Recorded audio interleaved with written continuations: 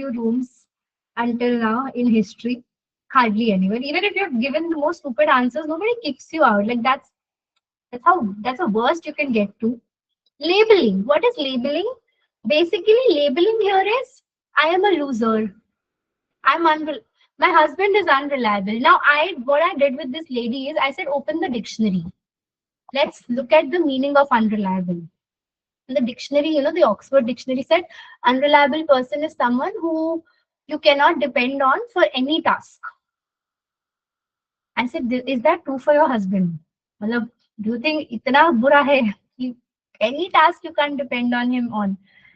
She said, "Nahi, aisa to nahi hai." She only started smiling and defending the whole person. Ki, "Nahi, it's not like I can't depend on him on any task." She had her own reasons to give. So that's also very important. I mean, now we don't have dictionaries. Nowadays, I don't think anybody uses dictionaries, but Google Dictionary you can always use. No, they're also reliable. Ki, chalo, let's Google what's the meaning of the word unreliable. Let's see if that aligns with what your thoughts are. Sometimes emotional reasoning. I feel like my husband doesn't love me. Um, you know, I feel like I'm going to fail in the exam. And these are thoughts by toppers also, by the way. These so-called toppers who will actually end up getting great marks, they say things like, I feel like I'm failing tomorrow. So, unke liye bhi hai that is it based on facts or feelings? For catastrophizing, what do? Basically, for catastrophizing, like, okay, is this your worst case scenario or is it your realistic scenario? And if it is, now the person says, is your worst case scenario realistic? क्या इतना बुरा हो सकता है? Like, I will be kicked out of the interview room. Is that a realistic scenario to even happen? In most cases, the client will say no. Now, if the client says yes, it's possible, ऐसा हो सकता है, then I'm like, okay, if your worst case scenario is possible, we can't control it. Let's plan how you will face it. ठीक है, if you're kicked out of the interview room, what will you do? क्या कर लोगे? अब तो kick out हो गए ना. What is it that you will do? So then if the worst case scenario is possible, then we help them prepare for that situation. If it is so possible, prepare करते हैं, देखते हैं क्या होगा. If it's not possible, then we ask them to brainstorm over what is realistic. Yeah, I will not be kicked out of the room, but yeah, maybe they will criticize me. Maybe they will give me a negative feedback. Maybe they will ask me to prepare better for next time.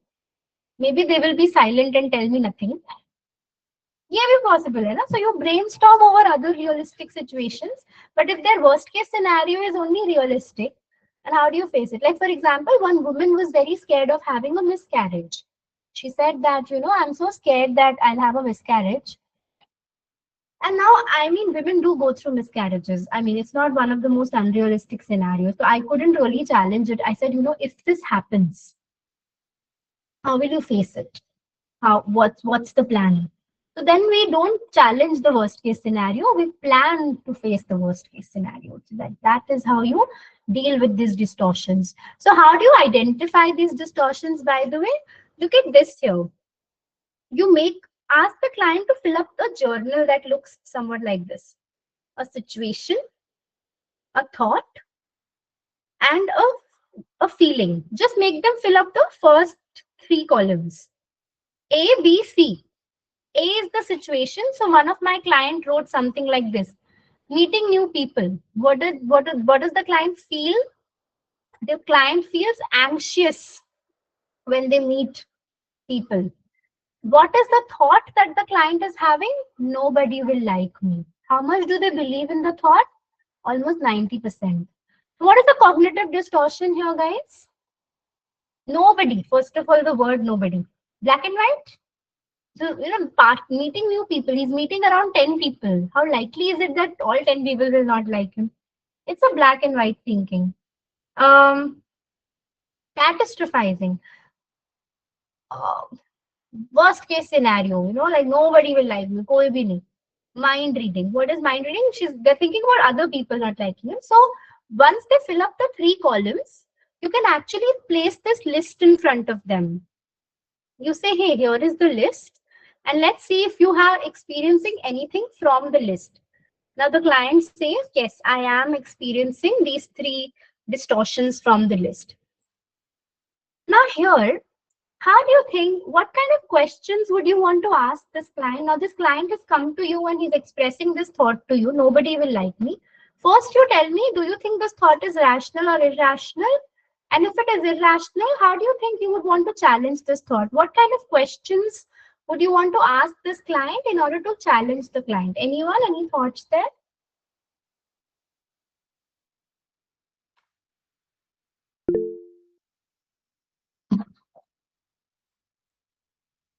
Yes. Yes, Nahida, please go ahead.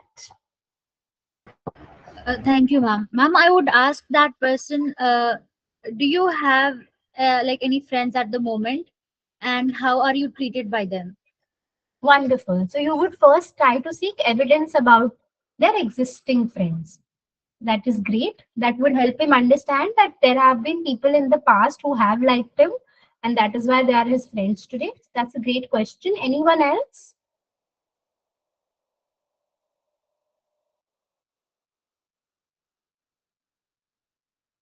You can also ask him, how do your current friends treat you?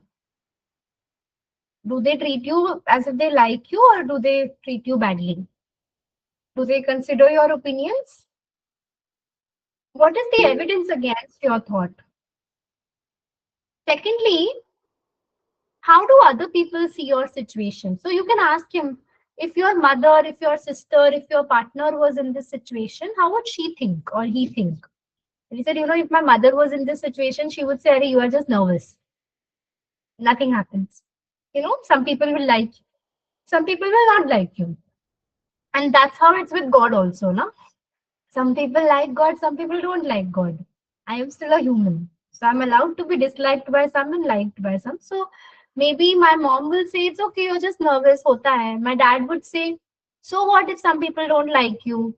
Even God has haters. Some people will like you, some people will not. Not a big deal, hota hai. So then, what have I done here to challenge his thinking? I've asked him for the evidence against his thought. And secondly, I've also asked him that how would other people think in the same situation? Why? Because that has helped him think with more perspectives and higher number of perspectives, right? So that will always, then the rating goes down to 30 from 90%.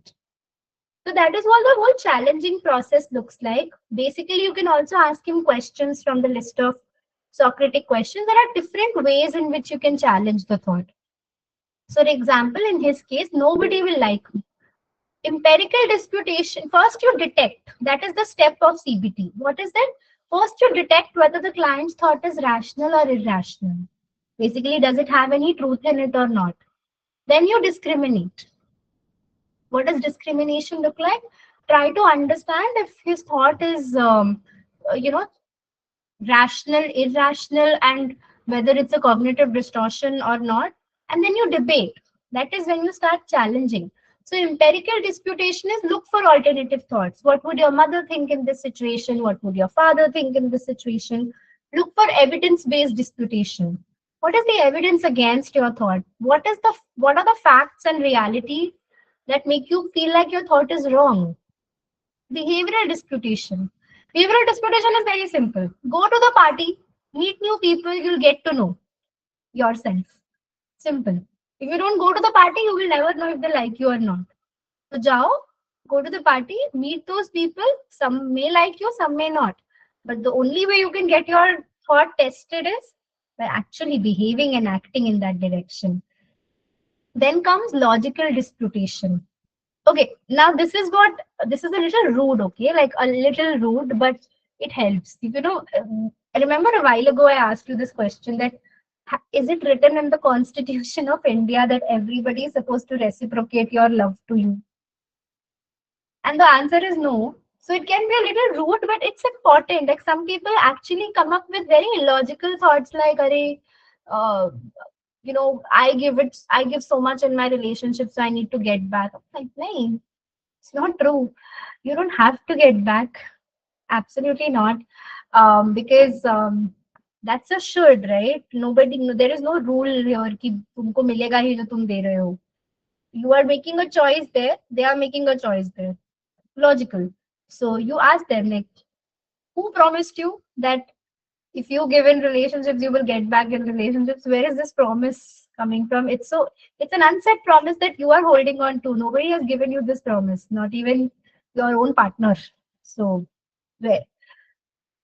So just make sure that you use the logical disputation if you have a very good rapport with your client. Don't use it as initially because they might hate you for it. So be very careful when you use a disputation which sounds it's like when I sometimes when you're talking to extremely practical people and then they give you a very practical advice, but you don't need that advice. You want a little more emotional support.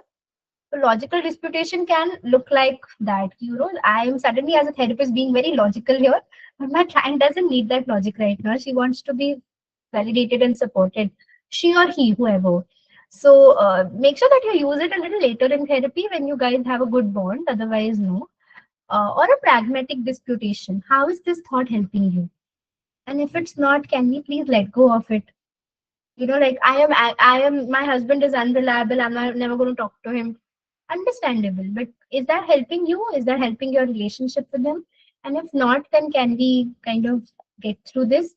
Now here I would also like to tell you that one more thing that I would like to ensure by letting you know is that there are three levels of thinking: the automatic thoughts, the intermediate beliefs, and the core beliefs. Now here I'm just going to give you a little discrimination between CBT and REBT. Okay. Now, what is CBT? Now, basically, CBT helps you challenge the first level of thinking, which are the negative automatic thoughts. What is the first level of thinking? That is the first immediate statement that comes to your mind when you're experiencing a situation. So, one of my clients went to the market and she saw a friend there and she told hey to her friend, and the friend did not wave back at her, unfortunately. So what was her immediate statement? He does not like me because he just ignored me. Now I challenged this thought to begin with. That is CBT. What makes you think that he doesn't like you? Then I would ask them the usual questions.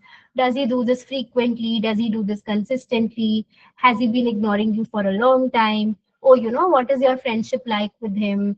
Or tell me 5 times he has been nice to you and, being a good friend to you. So at the end of the session, this girl felt happy. Chalo, he's not angry at me. It's not like he doesn't like me. Maybe it's too limited evidence for me to say something like that. So she went back with a rational thought saying, ki, okay, after the challenging, I feel like he's a good friend to me. And just because he ignored me on one situation doesn't mean he doesn't like me. There could have been multiple reasons why he didn't see me. So, khatam. But next time this girl comes back with something relevant to this, she's like, you know what, this time this happened with my father. He shouted and screamed at me, and I felt like he doesn't care about me. And I noticed a pattern there. Isn't it similar to what happened last time in the session? And CBT would be like, okay, tell me how many times your father loves you, and does he consistently shout at you? Okay, tell me ways in which your father shows you care, blah blah blah. And again, next end of the session, she would again feel happy about her father's relationship with her. But I'm like, no. If this is happening again and again, so what is the common thread here? She's getting highly affected by the way people treat her, right? So then I evaluate. I reach to the next stage. This is when REBT is starting now. I'm like, okay, hey, I see that, in the previous session and in the session today, I feel like there's a common thread here. It looks like people treating you a certain way really hurts you and affects you. So can we dive deep into what it means to you when somebody doesn't treat you well? Oh, it means that I am not a good person. I said, okay, what does that mean to you when you say you're not a good person? That means I'm not approved by people. And I said, what does it mean to you when people don't approve of you? Again, I'm not a worthwhile person, maybe. I said, what does that mean to you? That means I must be approved by everyone to be a worthwhile person. So here we reach the core belief, the client, and these are the 4 meanings that people generally give. Demandingness, like the musts and the should, they have a demand from the world and from the self. I must be approved by everyone. Awfulizing. They exaggerate the consequences, like, oh, I'm the worst, human being in the world, or frustration intolerance. I can't take it when people don't treat me well. Yeah, how dare they? Global evaluation of self and others. I am not a worthy person if people don't approve of me. So don't you think then the challenging becomes very different here with the core belief? As an REBT therapist, my questions would only change. My questions would look like, hey, um, you know, what what makes you believe that you have to get everyone's approval to be worthy? Is it realistic for you to get everybody's approval? And you emphasize the word everybody. Is it realistic to have everyone's approval? From when did you learn that in order to be worthy, approval is the only way possible? What else makes you a worthy person? What else defines you as someone who's doing meaningful and worthy work? How can, do you think it's enough to define your worth based on one or two situations where people didn't treat you right? Do you think like that even when people treat you right? Do you define yourself and your worth when people treat you right? So you see, the direction of therapy has only completely changed now. Now we are focusing completely on someone's worth. And that is a major difference between CBT and REBT. CBT attacks the first level thoughts, but REBT attacks the core beliefs. And that only happens once you start seeing a pattern in therapy. And once you have challenged the thoughts, that is when you start behavioral activation, the B of CBT. See, a lot of people say, I want to leave drinking, I want to leave alcohol. But how many people leave it? Right? So for me also, I feel like that's one thing that I may say that I'm not scared of dogs, but I still avoid them. My therapist has helped me restructure my thoughts, and she's told me that, okay, not all dogs bite. Some dogs do, some dogs don't. So if you're careful, you can still get through them. I'm like, yeah, that's true. Some dogs bite, some dogs don't. But I still need to face these dogs. I'm not facing them yet. So technically, it's incomplete recovery. My phobia is still there because I still need to face them. I still need to like get through dogs. I need to sit.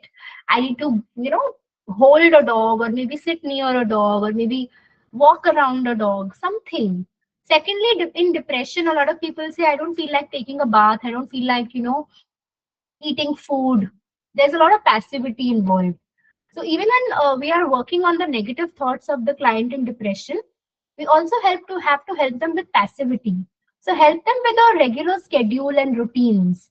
That, okay, what, and you can make them like, even these are the activities checklist, that what can your client do when he's feeling disengaged, any physical activity, any spiritual activity, any health related activity, any social activity, leisure activities, you can decide.